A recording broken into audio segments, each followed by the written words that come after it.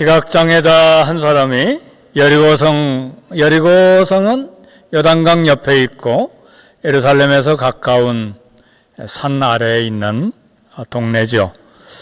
네, 시각장애자, 옛날엔 소경맹인 그랬는데 요즘 시각장애자로 표현한 것 같아요. 한 사람이 여리고성 길가에 앉아서 구걸하며 살았습니다. 사람들의 동정에 호소하는 거지이고, 이 소경은 자기 삶의 환경을 바꿀 능력이 전혀 없는 사람이죠.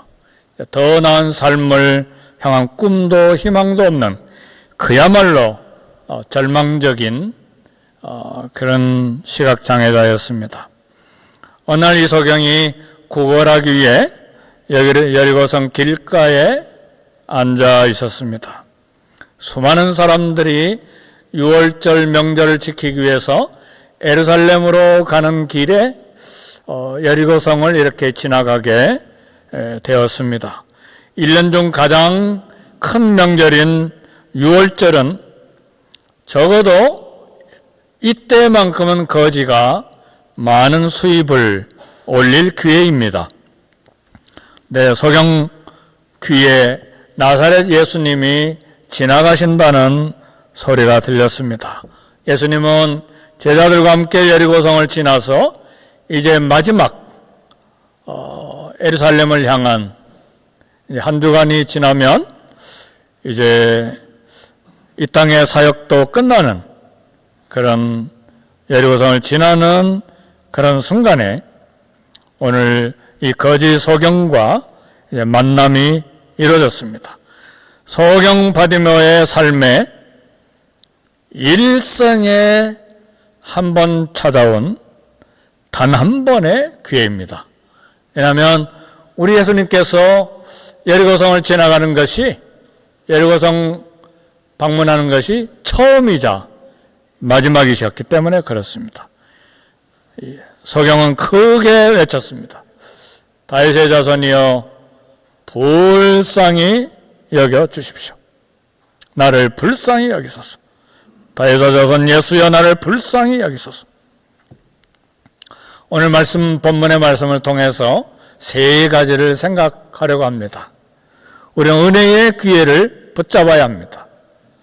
두 번째는 하나님의 은혜를 주실 때 어떤 은혜를 구해야 되는가.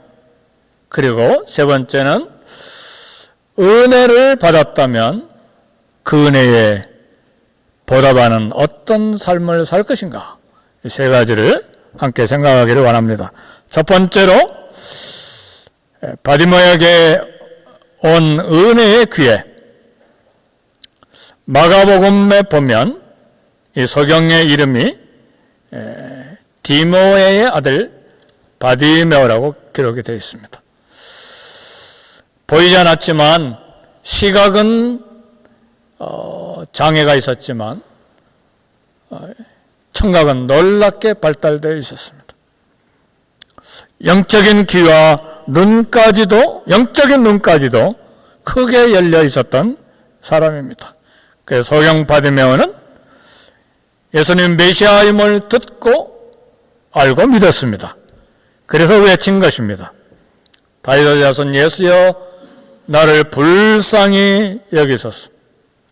여기 다윗의 자손 예수여라는 말은 유다지파 다윗 혈통의 후손인 예수라는 말이 아닙니다. 구약 성경의 다윗의 자손이라는 말은 메시아를 가리켜 말하는 것이고 그리스도를 말하는 것이고 이스라엘을 구원할 구원의 주를 말하는 신앙 고백입니다. 내 소경 거지는 예수님을 메시아로 다윗의 자손 예수여 나를 불쌍히 여기소서. 그리스도에 대한 신앙을 고백하는 것입니다. 앞서가는 사람들이 꾸짖으면서 잠잠하라고 핀잔을 주며 무시했는데, 그러나 소경 바디메오는 더욱더 큰 소리로 예수님의 이름을 불렀습니다. 여기 큰 소리로 불렀다는 말은 원어의 뜻은 까마귀 떼처럼 막 와글와글 하는 소리, 짐승처럼 울부짖었다는 말입니다.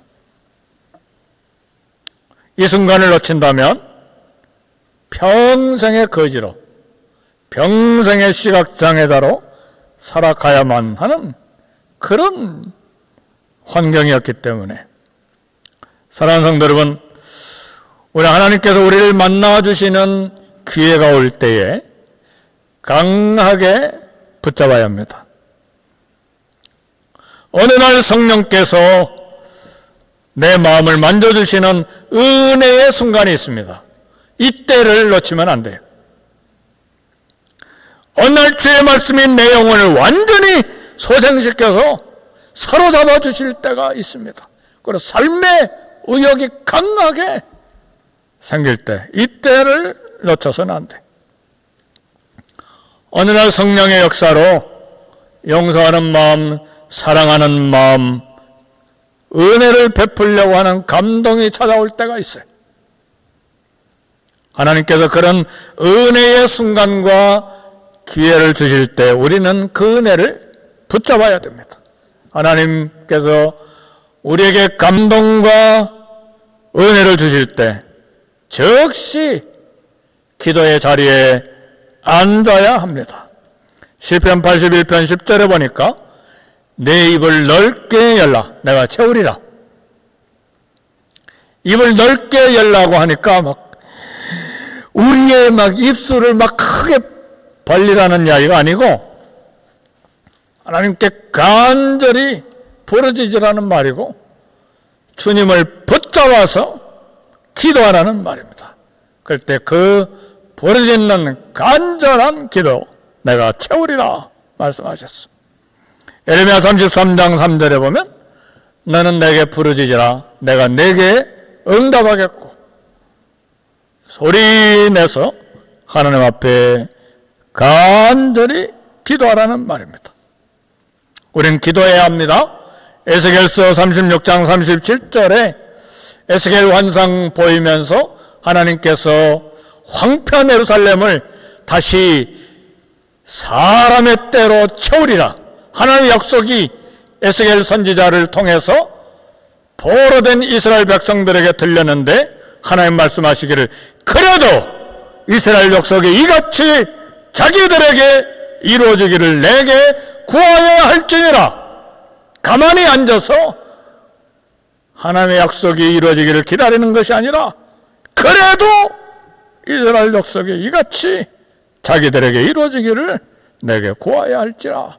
하나님이 우리에게 원하시는 것입니다. 주님께서 부르짖는 귀에 삶의 반전의 은혜를 주시는 기회를 붙잡아야 합니다. 그런 은혜의 때가 그런 하나님의 은혜를 체험하는 놀라운 순간이 매 순간 오는 것이 아닙니다. 아니면 평생에 몇 번 올까 말까 하는 그런 기회예요. 소경 바디메오는 일생에 한 번 찾아오는 그런 기회였어. 그래서 메시아를 붙잡은 거예요. 하나님이 주시는 은혜의 순간을 잘 붙잡으려면 늘 하나님 앞에 성실해야 됩니다. 이번 주간은 성실하고 다음 주는 부실하게 살고 그런 것이 아니라 언제나 성실해야 돼. 절망적인 상황에서도 비관적이지 않고 게으르지 않고 평생의 성실함이 있기를 하나님 앞에 소원해야 합니다. 우리는 상황이 좋지 않으면 기도 스탑, 예배드리는 것 스탑, 봉사 그만. 하나님을 믿는 가운데서도 성실하지 못한 우리 마음과 행동이 얼마나 많이 반복됩니까? 사랑하는 성도 여러분, 하나님께서 우리 삶에 반전의 은혜를 주실 때에 어떤 장소, 어떤 시간에 은혜를 주실지 우리는 모릅니다. 그래서 영국의 청교도들의 신앙생활의 신조 중에 하나는 모든 공예배에 다 참여한다.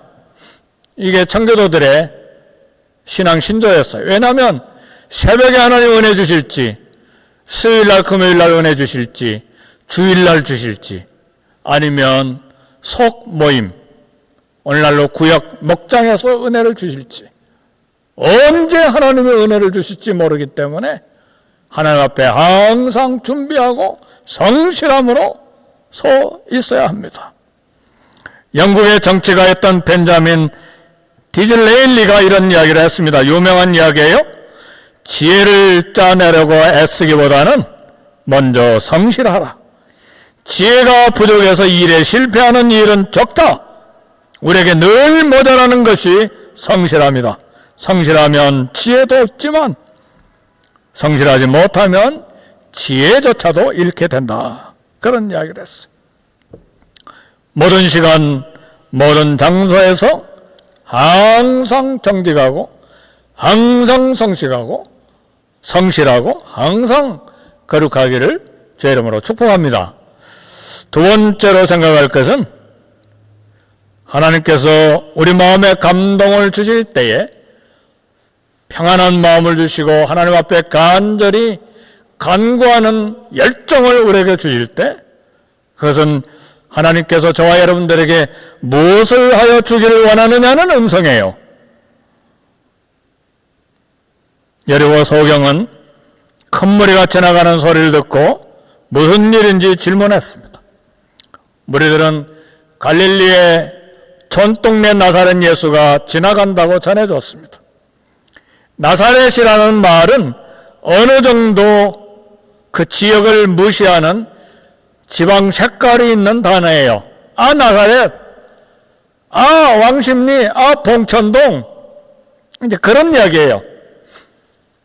네, 지금은 아니지만 지금 가보니까 나사렛 동네가 한 40만 명이 사는 큰 도시로, 높은 빌딩도 있는 그런 도시로 변했지만 2000년 전에는 그야말로 촌동네, 나사렛에서 무슨 선한 것이 나오겠느냐? 이스라엘 사람들이 이렇게 지왕색을 가지고 말한 것처럼 나사렛 예수가 지나간다고 전해줬어요. 바리메오가 힘을 다해서 예수님의 이름을 부를 때 무리는 꾸지람을 했습니다. 그러나 우리 주님은 가시던 길을 멈추고 시각장애자 바리메오를 만나 주셨습니다. 우리 주님은 그가 거지인 것도 아시고 시각장애자인 것도 아시고 보기를 원하는 절박한 기도 내용도 알렸습니다. 우리 주님은 이 소경에게 질문했습니다. 내게 무엇 하여 주기를 원하느냐? 바리메오는 자신을 보기를 원했고 만물을 보기를 원했고 다윗의 자손 예수 메시아를 보기를 원했습니다. 사랑하는 성도 여러분, 하나님께서 저와 여러분들에게 내게 무엇을 하여 주기를 원하느냐 할 때에 무엇을 구하시겠습니까? 가끔 기도하다 보면 기도했는지 안 했는지 또 무엇을 구했는지 잊어버리기도 하고 간절히 소원하면서 기도했는데 응답하실지 응답하지 않으실지 그런 막막함도 있는데 어떤 경우에는 갑자기 평안이 강물처럼 영혼을 사로잡고 마음을 사로잡을 때가 있어요. 그때는 하나님이 기도를 응답하셨구나 그렇게 확신이 들어요. 그리고 실제로 응답이 되기도 하고 하나님께서 오늘 이 시간 2부 예배에 여러분 한 사람 한 사람에게 무엇을 하여 주기를 원하느냐 그때 무엇을 구하시겠습니까? 물론 우리에게 기도 제목이 많이 있습니다. 노년에 경제적으로 넉넉하게 되기를 원하는 소원도 있을 거예요. 염려되는 질병에서 건강이 회복되기를 바라는 소원도 있을 것이고 우리 자녀손들이 위대하지는 않지만 평범하지만 또 이 땅에서 잘 살기를 원하는 기도 제목도 있습니다. 그러나 어떤 그런 기도 제목이 개인적으로 있든지 간에 무엇보다도 주님 얼굴을 뵙기를, 주님 만나기를 소원하기를 주의 이름으로 축복합니다. 예수님의 음성 듣기를 소원하고 예수님 얼굴 뵙기를 소원해야 됩니다.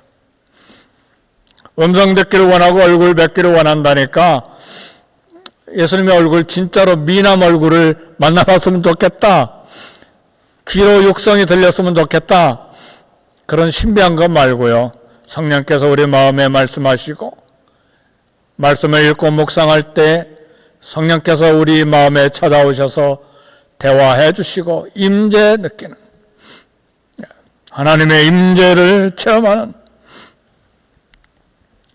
은혜를 소원해야 됩니다. 주님의 얼굴을 뵙는 것은 더 나아가서 믿음을 지켜 천국에서 주님을 만나는 것입니다. 요한계시록 22장 4절에 보면 그의 얼굴을 볼 터이요 그의 이름도 저희 이마에 있느니라 그랬습니다. 주님의 얼굴과 얼굴을 대해서 보는 날이 우리에게 올 것입니다. 그래서 바울은 차라리 자기 몸을 떠나서 그리스도와 함께 있는 것을 소원했습니다. 우리의 간절한 소원은 늘 주님을 만나는 거예요. 늘 예수님의 얼굴을 보는 것이어야 합니다. 자나깨나 이 땅에 사는 동안 예수님과 가장 친한 관계, 친밀하기를 소원해야 돼요. 아무리 많은 것, 미래에 쓸 것을 쌓아놓았다 할지라도 우리 주님과 가까이 하는 마음, 주님과 친하고 친밀하지 못하면 그 삶의 우울증과 삶의 허무는 물리칠 수가 없어요. 이 땅에 어둡게만 느껴지고 삶이 부정적일 수밖에 없습니다. 그러나 물질적으로 부족하고 건강이 부실하고 성공한 것이 아무것도 없어 무명하다 할지라도 주님과 가까이하고 주님과 친하고 주님 친밀한 관계가 있다면 세상에 두려울 것이 없습니다. 그것보다 행복하고 그것보다 삶에 충만한 의욕과 그것보다 기쁘고 감사하고 행복한 건 없습니다. 내 마음이 예수님을 생각할 때마다 감사와 즐거움이 넘친다면 그것처럼 행복한 삶이 어디가 있겠어요? 시편 27편 4절에 보니까 다윗의 간절한 소원이 나와 있는데, 내가 여호와께 바라는 한 가지 일, 그것을 구하리니 곧 내가 내 평생에 여호와의 전에 살면서 여호와의 아름다움을 바라보며 그 성전에서 사모하는 것이라. 다윗 왕의 평생의 소원은 왕으로서 이스라엘 국가, 강대한 국가가 평생의 소원도 아니고 왕의 권력을 이용해서 많은 물질을 쌓아놓는 것도 소원이 아니었어요. 다윗의 소원은 하나님의 전에서, 하나님 앞에서 하나님의 신실하심, 하나님의 자비와 은혜, 긍휼, 그 아름다움을 평생에 바라보면서 사모하면서 사는 것이 다윗 왕의 평생의 한 가지 소원이었어요. 오늘 이런 다윗 왕의 소원이 저와 여러분들의 소원이기를 주의 이름으로 축복합니다. 우리 주님, 예수님 저와 여러분의 신랑인 게 맞습니까? 신부는 신랑 밤낮 잊을 수가 없죠. 정말 신랑 맞아요? 교리적으로만, 신학적으로만 신랑 고백하는 거 아닙니까? 예수님 정말 친밀해요? 친합니까?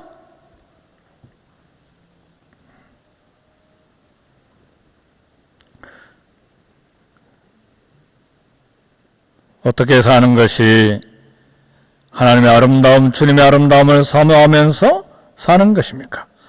요한복음 15장 5절에 보니까 나는 포도나무여 너희는 가지라. 그가 내 안에 내가 그 안에 거하면 사람이 열매를 많이 맺나니 나를 떠나서는 너희가 아무것도 할 수 없습니다. 주님은 포도나무여 우리는 가지이기 때문에 주님이 내 안에 내가 주님 안에 거하는 이 친밀함감이 우리 영혼을 사로잡아 되고 평생에 우리가 소원하는 한 가지 기도 제목이어야 합니다. 주님의 계명을 지키며 예수님 안에 살 때에 삶의 풍성한 열매를 맺게 되죠. 세상에서 고난으로 힘들지만 주님 때문에 행복하고 충만한 삶이 되는 것이죠. 사랑과 희락과 화평, 주님의 사랑으로 가득 체험받고 그 사랑을 흘러가는 사랑의 통로가 될 뿐만 아니라 희락, 성령의 열매 두 번째 사랑과 희락은 뭡니까? 희락은 즐거움과 기쁨을 말해요. 사랑과 희락과 화평, 화평은 뭡니까? 평안을 말해요. 우리 주님과 친밀한 관계로 살 때에 넘치는 사랑과 즐거움과 기쁨과 평안이 열매로 주어진다는 말입니다. 요한복음 10장 10절에 보니까 내가 온 것은 양으로 생명을 얻고 더 풍성히 얻게 하려는 것이라. 양들인 저와 여러분이 영생의 생명을 얻게 하실 뿐만 아니라 그 생명을 얻은 것이 미래의 천국 가서 누리는 것이 아니라 이 땅에 사는 동안에도 그 생명의 풍성함을 누리도록 하기 위해서 우리 예수님이 오셨다고 그랬어요. 이걸 다 누려야죠. 어떻게 누립니까? 주님과 친밀하는 거예요. 예수님은 가까워야 돼요. 말씀을 읽을 때 시편 기자만 꿀송이처럼 달고 천천 금은보다 승하다고 이런 사람도 있구나 그러지 말고 내가 그 주인공이요 내가 그 고백 속에서 살아야 된다는 사실이죠. 우리 예수님은 구원뿐만 아니라 영혼의 풍성함을 누리게 하십니다. 용서의 감격과 성령의 충만과 이 땅에 살아가는 담대함, 소망이 넘치게 하시는 은혜를 주십니다. 이것이 내가 네게 무엇을 하여 주기를 원하느냐 할 때에 우리가 구해야 될 도전되는 부분입니다. 세 번째로 은혜에 대한 보답의 삶이 있어야 됩니다. 눈을 뜨게 된 바디메오 소경, 아마 수첩이 있었다면 하고 싶은 일을 이제 눈이 보이니까 이제 스스로 살아갈 능력이 생겼으니까 수첩에다가 하고 싶은 일 계획을 깨알처럼 썼을 거예요. 당장 가족과 친지들을 만나고 자기 마을을 방문하고 여행하고 싶은 것도 많았을 거예요. 여기는 여리고지만 예루살렘에도 가보고 갈릴리도 가보고. 그러나 소경 바디메오는 새로운 앞날 계획에 대한 새 삶을 열망한 것이 아니라 적시로 예수님을 따르기 시작했습니다. 누가복음 18장 43절에 보니까 곧 보게 되어 하나님께 영광을 돌리며 예수를 따르니 그랬습니다. 부자 청년 관원은 재물의 집착 때문에 영생과 예수님을 버리고 떠나가 버렸죠. 근심하면서 가버렸어요. 고침받은 10나병 환자 중 9명도 감사도 없이 제 길로 가버렸죠. 그러나 눈을 뜬 소경 바디메오는 감격함으로 예수님을 따르기 시작했습니다. 바디메오가 주님을 따라간 것은 유월절을 지키기 위해서 예루살렘으로 간 것이 아니고 여기 예수를 따르기 시작했다는 것은 예수님의 제자로 삶을 헌신하여 따르기 시작했다는 그런 말씀입니다. 자기 삶에 일어난 놀라운 반전의 은혜에 보답하기 위한 결단의 시작이 이루어진 것입니다. 마가복음 10장 46절에 이 디모의 아들 바디메오 이름이 소개되고 신상이 소개된 것은 성경이 한 사람 인물 신상을 밝히는 것은 초대교회의 중요한 인물이기 때문에 신상을 밝힙니다. 바디메오는 성경 기자들이 기억하는 유명한 주님의 제자가 된 것입니다. 사랑하는 성도 여러분,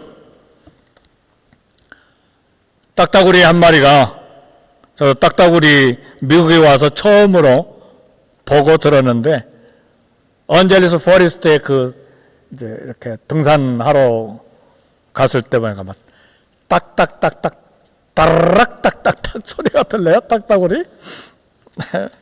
딱따구리 한 마리가 천둥과 번개 치는 날 큰 고목나무에 올라가서 벌레를 쪼아먹고 있었어요. 톡톡톡 소리가 굉장히 크게 들립니다. 톡톡톡. 새가 크지도 않아요. 손바닥보다 약간 크거나 손바닥만한 조그만 새인데 톡톡톡 나무를 찍는 순간 와지끈하고 나뭇가지가 부러졌어요. 딱따구리가 깜짝 놀라가지고 이야, 내 힘이 정말 세구나.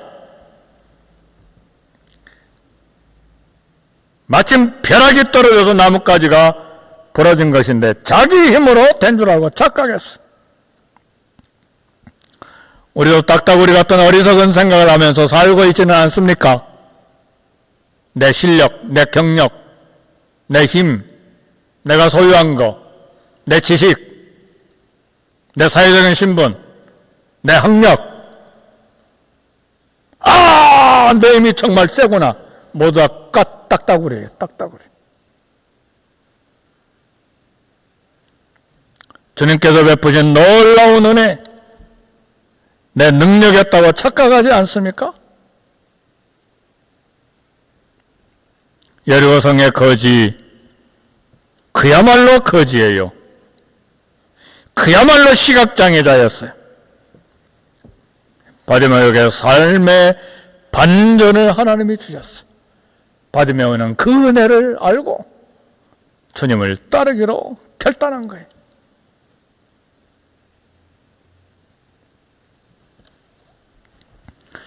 한 거지에게, 한 시각장애자 바디메오에게 삶의 반전을 주신 이유가 있습니다. 오늘 저와 여러분들에게도 하나님께서 기도를 응답하시고 반전의 은혜와 삶의 놀라운 하나님 만나는 체험을 주신 이유들이 있습니다. 하나님께 영광을 드리며 하나님을 기쁘시게 하는 삶을 결단하고 살아가도록 하기 위한 거예요. 성경의 수많은 사람들이 절망적인 골짜기에서 반전의 은혜를 경험했습니다. 바빌론에서 다니엘도 환관이었잖아요. 다니엘은 결혼할 수 없는 남성이 제거된 환관이었어. 그 속에서도 바벨론 제국과 메대 제국과 페르시아 3대 제국에서 국무총리하는 이 은혜, 이 반전의 은혜, 한 환관인 이 사람, 하나님 주신 은혜 기억하고 평생 주님을 섬겼어요. 페르시아에서 에스더도 포로로 잡혀가서 한 페르시아 제국의 왕비가 됐는데 반전의 은혜잖아요. 죽으면 죽으리라. 하나님을 따르는 결단이 있었어요. 사마리아 수가성의 여인도 생수를 그렇게 목말라 하기를 원했는데 5 남편이 있었고 현재 6번째 사는 여자도 자기 남편이 아닌데 생수를 마셨어요. 메시아인 그리스도를 만났을 때 삶의 반전이 일어나니까 모든 것을 다 버려두고 수가성 마을로 달려가서 이분이 메시아가 아니냐, 최초의 여선교사로 따르기 시작했습니다. 사랑하는 성도 여러분, 실패를 거듭했던 링컨 대통령, 떨어지고 실패하고 떨어지고 실패하고 떨어지고 실패하고 계속해서 떨어지고 실패하다가 마침내 반전의 은혜를 하나님이 주시니까 평생에 하나님께 삶을 드리잖아요. 그래, 워싱턴 다음 아브라함 링컨, 미국의 아버지처럼 여기잖아요. 주님의 은혜를 체험하는 사람들은 주님께 헌신하는 것이 마땅합니다. 예수님의 삶의 현장에서 만난 사람들은 모두 다 삶을 들여서 헌신했습니다. 구세군 설립자 윌리엄 부스 대장은 이렇게 고백을 했습니다. 성도가 구원받는 것은 다른 사람을 구원하기 위한 것이다. 그래서 윌리엄 부스는 전 세계의 군대를 확장한 것입니다. 그리스도의 군대. 다윗은 모든 눈물과 죽음의 고통에서 건져주신 하나님께 고백했어. 시편 116편 12절에 보니까 내게 주신 모든 은혜 내가 여호와께 무엇으로 보답할까? 저도 마찬가지입니다. 마지막 호흡이 중단되는 그 순간까지 무엇으로 보답할까?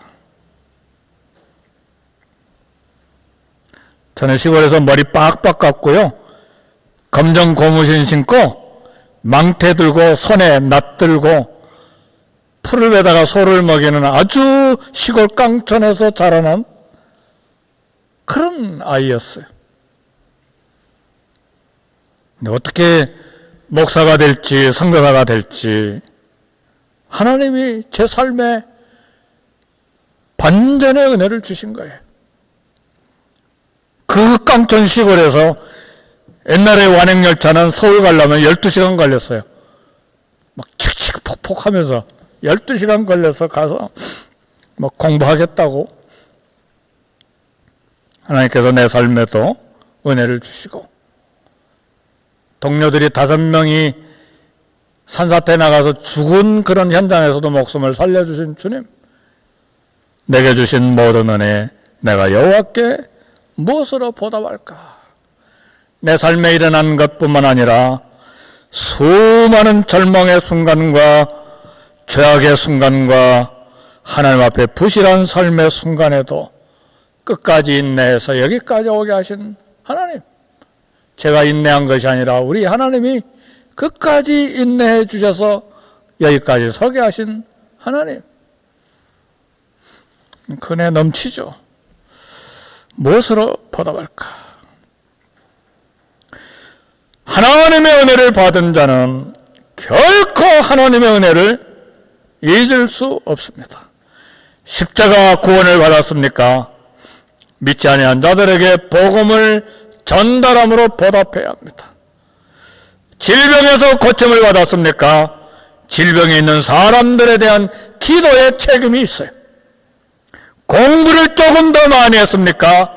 사회에 연약한 사람들을 의로, 정의로, 공의로 돌볼 책임이 있어요. 물질을 조금 더 소유했습니까? 가난한 사람들에 대한 책임과 의무가 있어요. 이 모든 것을 다 나와 내 가정과 내 자녀들만을 생각하면 소경 거지 바디모의 삶을 따라갈 수가 없습니다. 그런 목적으로 하나님께서 우리 삶의 인생의 반전을 허락하신 것이 아닙니다. 책임과 의무를 위해서. 바디메오는 주님을 따름으로 주님의 은혜에 보답하는 삶을 시작했습니다. 우리도 늦지 않았어요. 주님의 은혜에 보답하는 삶을 오늘 이 순간에 시작할 수 있기를 주의 이름으로 축복합니다. 우리 기도하겠습니다. 말씀 생각하면서 1, 2분간 통성으로 기도하겠습니다. 하나님 아버지,